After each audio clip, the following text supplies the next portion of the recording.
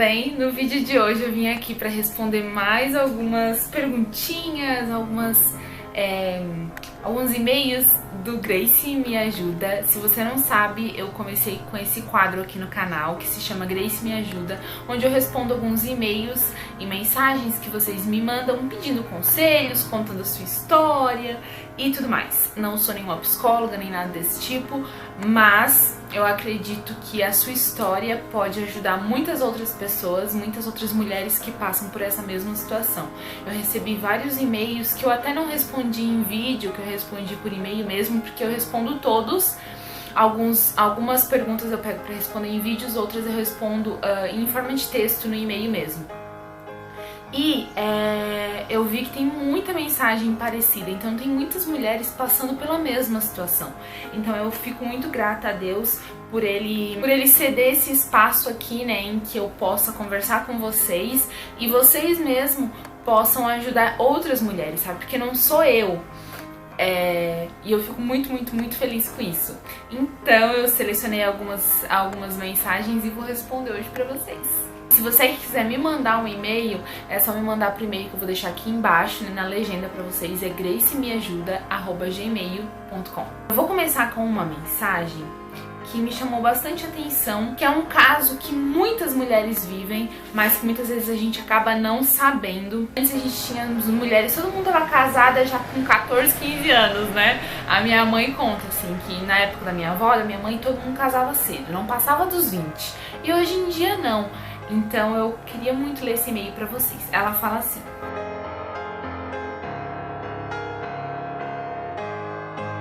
Oi Grace, sou solteira, tenho 26 anos e agora em março farei 27. Porém nunca namorei. E como já estou pertinho dos 30, meus amigos e até os meus familiares ficam pegando no meu pé e dizendo que vou ficar para titia.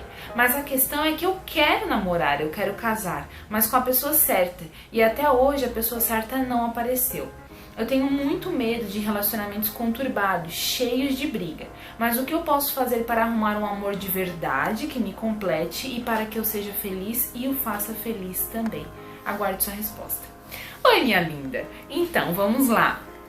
Eu achei muito bacana a sua mensagem, porque eu sei que é a realidade de muitas mulheres hoje em dia. Eu tenho amigas que têm 20, 22, 24 e já estão sofrendo com isso e acham que não vai aparecer alguém que seja bacana pra elas. Primeiro eu te digo que você falou assim, alguém que me complete. Só quem vai te completar é o amor do Pai, o amor de Deus. Nenhum homem vai te completar nunca. O que você pode encontrar é uma pessoa que tenha personalidade que você goste. Então a primeira coisa que eu te indico é você pensar no homem que você procura. Não adianta você imaginar um príncipe encantado, algo, sei lá, algo bem ilusório que não vai existir, mas procure e até anote mesmo, eu acho isso muito bacana, você anotar as características que você procura num homem. Eu penso em algumas características que são básicas e que todo homem tem que ter. Primeiro, ele precisa acreditar no mesmo que você acredita. Se você acredita em Deus e se você segue a Cristo, você precisa, primeiro, assim, não vou nem selecionar número, é a base, alguém que tem a mesma fé que você. Quem está num relacionamento em que uma pessoa tem uma fé e a outra tem outra, sabe o quanto isso é difícil e o quanto isso influencia. É impossível? Ai, meu Deus do céu! Claro que não, mas eu acredito que quem não está num relacionamento ainda e que pode garantir encontrar uma pessoa com a mesma fé que a sua, espere. A segunda coisa que eu acho que um homem precisa ter ele precisa ser servo. Precisa ter a humildade, precisa entender que é servo, então você precisa analisar antes mesmo de entrar em qualquer relacionamento, pra mim antes de qualquer beijo, sabe? Porque um beijo ele já é um contato físico, ele já começa a ser um relacionamento. Então você precisa analisar se ele é servo, você precisa analisar ele, se ele é servo com os pais dele, se ele é servo no emprego dele, se ele é servo com os amigos dele, se ele é servo na igreja, se ele frequenta, né, uma igreja, porque daí você vai ter um casamento muito mais feliz. Ele já vai entender o papel dele no relacionamento. E daí, você começa a ver outras coisas que você gostaria. Você quer um homem trabalhador, você quer um homem que estude, você quer um homem que goste de viajar. Daí você vai selecionando coisas que você gosta e que você procura num parceiro. Tem muitas mulheres que buscam aquilo que elas já têm ou que não têm na sua família. Por exemplo, uma mulher que passou muita dificuldade porque porque o pai não suprir a necessidade da família. Com certeza ela vai querer um homem trabalhador e que supra aquela necessidade. Uma mulher que tem isso, que o pai sempre foi trabalhador, que o pai sempre deu de tudo, ela vai continuar procurando um homem que seja o espelho do pai dela. Não se desespere, porque o principal que você precisa ter é Deus. É Ele que vai te completar. Deus não vai se preocupar se você é solteira, casada. Ele não vai se preocupar com isso. Ele só quer se preocupar com a tua salvação. Esse é o importante. O importante é a sua salvação, é você conhecer a Cristo, tá bom? E daí o que eu te digo é, Grace, como encontrar esse homem? Permita-se conhecer. É isso, gente. Você precisa conversar com pessoas, conhecer pessoas. Então, assim, não vá numa imagem, não vá num que você acha de alguém. Permita-se conhecer, converse, sabe? Você é nova ainda, menina. Então, assim, faça amigos. Se você, não sei se você frequenta alguma igreja ou na faculdade, eu não sei. Algum lugar você deve frequentar, né? Mas entre num grupo de jovens, saia, divirta-se, curta a sua solteirice. Porque depois que você achar alguém e entrar num relacionamento, você vai passar muito mais tempo da sua vida com alguém do que sem alguém. Então, curta e permita-se conhecer. Nosso parceiro ou parceira, né, tem que ser uma pessoa que vai entrar na sua vida para te levar para mais perto de Deus. Então, se você arrumar alguém, se você conhecer alguém e que essa pessoa não vai te levar mais para perto de Deus, não é para você.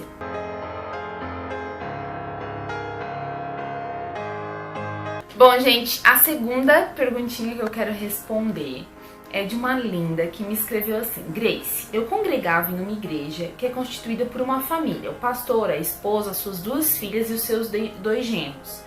Sempre que eu iniciei a minha caminhada com Deus, eu sempre tive um chamado. Mas na igreja só trabalha a família do pastor. Eles não dão espaço para as outras pessoas fazerem algo para Deus. E isso tem me incomodado. Recentemente eu procurei uma outra igreja, que foi onde eu iniciei a minha caminhada, e eles me receberam tão bem. Penso em pedir a minha carta e congregar lá, mas o meu esposo não quer. Ele quer continuar nessa igreja, em que não temos vez para trabalhar para o Senhor. O que eu faço? Peço a carta e ficamos congregando uma em cada igreja? Sigo meu marido e arrisco?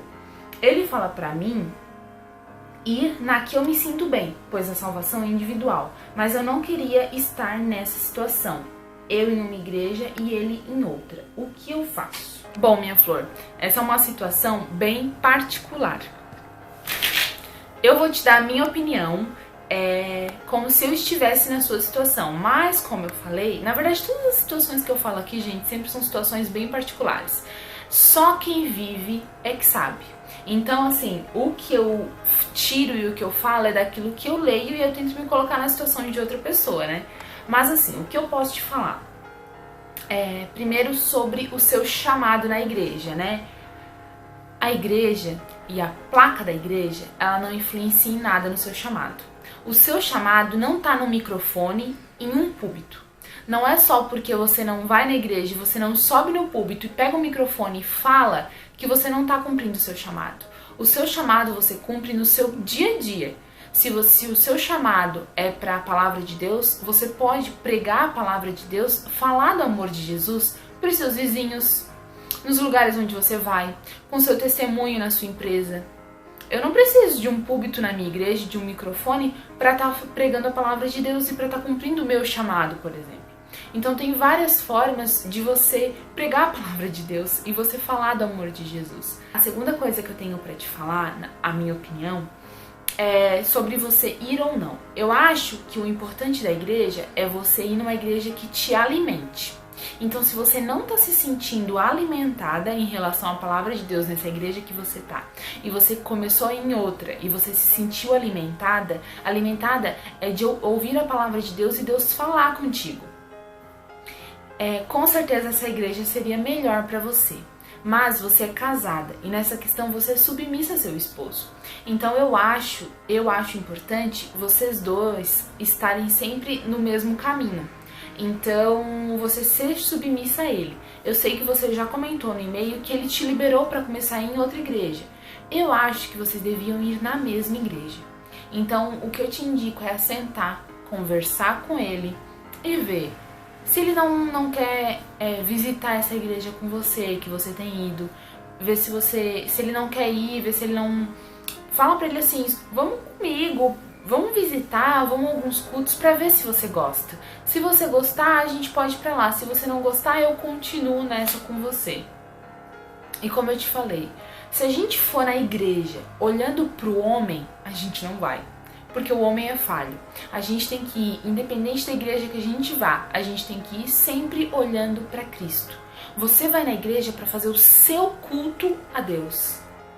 Você não vai no culto, você vai fazer o seu culto. E que muitas vezes a gente se sente magoada, a gente se sente machucada, mas não deixe que isso influencie na sua adoração a Deus, sabe? Limpe a sua mente. Se você ouviu ou viu algo que te magoou, limpe a sua mente. Quando eu conheci o Alexandre, eu não estava frequentando a igreja, eu estava frequentando uma outra igreja, e daí eu conheci ele e eu falei com ele, né, e contei pra ele porque que eu não queria mais ir naquela igreja, porque tinham falado de mim, tinham falado da minha família, e dele assim, se você for na igreja por homem, você não vai em nenhuma, porque essa outra igreja, em algum momento você vai ver algo que vai te magoar também. E é verdade, a gente fica achando que tem uma igreja que, é uma maravilha. Não, a igreja é feita de homens e homens são falhos, gente. Então toda igreja que você for, sempre vai ter uma fofoquinha aqui, uma contendinha ali, uma irmã linguaruda aqui, um jovem sem noção ali, sempre vai ter. A igreja é falha. Mas é como eu te falei, só quem convive é que sabe. Então você sabe o que acontece na sua igreja e tudo mais. Mas, assim, o que eu te digo, não crie entre você e o seu esposo essa rixa, sabe? Essa barreira. E isso é que não deve acontecer.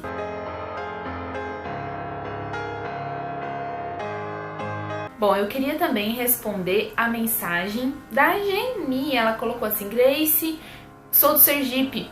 Um beijo pra você, um beijo pro Sergipe. E ela colocou, queria que você falasse algumas dicas de cuidados com os cabelinhos. Gostei muito dos seus vídeos, te acompanho desde que casei, faz 2 anos. Então, minha linda, muito obrigada.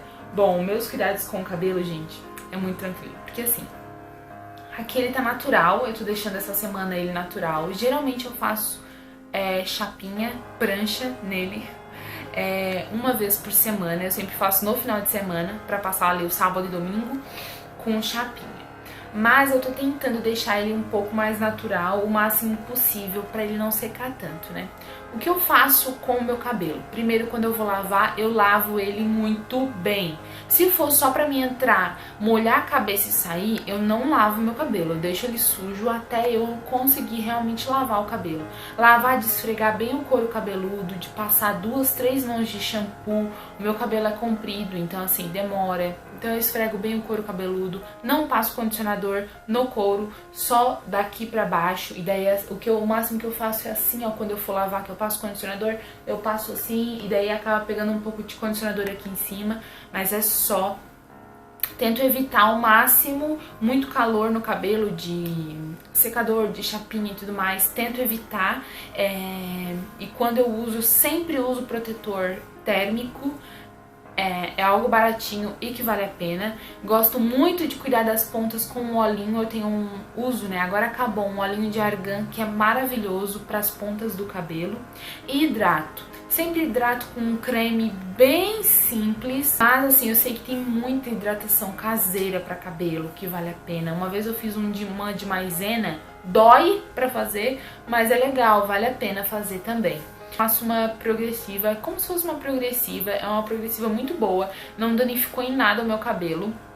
Eu não sei o nome, mas eu posso perguntar pra menina que fez, Eu faço uma vez por ano, então eu não faço direto, eu faço mesmo quando todo o produto sai do meu cabelo, porque meu cabelo ele tem muito volume. Então eu faço progressiva pra diminuir o volume e fica maravilhoso, eu amo, amo.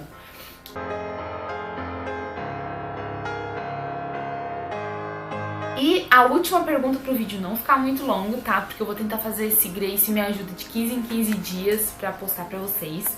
É uma pergunta da Emiliana. Ela colocou: Grace, estou vencendo aos poucos uma depressão e para isso me aproximei mais de Deus através da Bíblia. Estou lendo aos pouquinhos. Eu tenho uma Bíblia pequena, daquelas azul, que não pode ser vendida. Eu ganhei na escola. Gostaria de comprar uma maior, por isso peço sua sugestão sobre alguma. Que bênção que Deus tem te ajudado a passar por essa fase. A depressão é uma doença, né? A gente precisa de médico. Eu acho que Deus usa muitas pessoas aqui na Terra para nos ajudar nisso. E também a gente precisa encontrar forças em Deus. E eu tenho certeza que Deus vai te ajudar a passar por essa doença e você vai vencer em nome de Jesus. Sobre a Bíblia, eu te indico principalmente a linguagem da Bíblia. Compre uma Bíblia completa com o Velho e com o Novo Testamento. Se você quiser procurar numa livraria, em qualquer livraria você vai achar, tá? E eu te indico duas linguagens que são mais fáceis de ler e entender do que as Bíblias mais antigas, as Bíblias contemporâneas, que geralmente é a Almeida, né? Eu te indico a NHTL. Eu te indico que é a linguagem de hoje e ela é maravilhosa para você entender. Sabe, você tá lendo assim, não é aquela linguagem difícil de Bíblia. E eu também te indico a NVI. Essa é a linguagem, a Bíblia em linguagens mais fáceis pra gente. Pra que não fique aquelas palavras muito difíceis e tudo mais. Então essas duas linguagens são pra mim as mais fáceis e mais gostosas de ler. Bom, e ali você me perguntou um pouco sobre o Antigo, né, o Velho e o Novo Testamento. Bom, no Velho Testamento ele fala do tempo da lei, né, as antigas alianças. Fala sobre a criação, então Deus criou o mundo, Deus criou o homem, né, Deus fez toda a criação e o pecado entrou no mundo, através lá de Adão e Eva, como a gente já sabe. A partir disso, Deus tentou de várias formas se reconciliar com o homem e tirar o pecado do mundo. Então Deus fez várias alianças e isso é o Velho Testamento, né? Então Deus fez várias alianças. Só que mesmo assim o pecado entrava no mundo, o pecado voltava, as pessoas se corrompiam por causa do pecado. Foi aí então que Deus enviou o seu Filho, que é Jesus. Então Jesus desceu lá do céu, ou aqui na terra, viveu como nós, carne e osso, como a gente, e ele veio somente com um único plano, que era trazer a salvação para nós, né? Então Jesus morreu, ressuscitou depois de 3 dias, e antes, no Velho Testamento, somente um homem por vez podia entrar nos Santos dos Santos e falar com Deus. Depois da morte de Jesus, assim que o momento que Jesus ressuscitou, ele deixou pra gente o Consolador, né? Que é o Espírito Santo, que vive em cada um de nós. E através do Espírito Santo a gente consegue falar com Deus a todos os momentos da nossa vida. Então a gente não precisa de algo ou de alguém para poder conversar com Deus. A gente pode conversar com Deus em todos os instantes das nossas vidas, porque Deus deixou pra gente o Espírito Santo. Então Jesus morreu, ao 3º dia ele ressuscitou, deixou aqui com a gente o Espírito Santo para nos ajudar, para nos aconselhar e principalmente para nos dar essa ligação com o reino dos céus, né, com Deus. E Jesus ressuscitou e foi para os céus preparar um lugar pra gente. Então esse é o plano da salvação e é isso que a Bíblia nos conta. Bom, Emiliana, eu espero que eu tenha conseguido te ajudar, tá? Procure a Bíblia, leia sim, porque com certeza isso vai te ajudar e muito. Se você não conseguir ir numa livraria, tem um site online que é muito bacana e tem umas bíblias a partir de 13, 14 reais com essa linguagem que eu te falei. Eu vou deixar aqui na legenda o site, se eu não me engano é Erdos, é só você colocar no Google Erdos que já vai vir o site, você procura a Bíblia lá. Tá? Se você não tiver condições de comprar a Bíblia, me escreva neste e-mail mesmo, tá? Que daí eu converso com você, tá bom? Gente, eu espero muito que vocês tenham gostado das deste vídeo, dessas respostas. Se você tem gostado dessa nova série aqui no canal, não esquece de deixar o seu like e de comentar aqui pra mim que você tem gostado, porque isso me estimula a gravar ainda mais. Um grande beijo. Se você tem precisado de ajuda, escreva para mim, tá bom? Que Deus te abençoe. Tchau!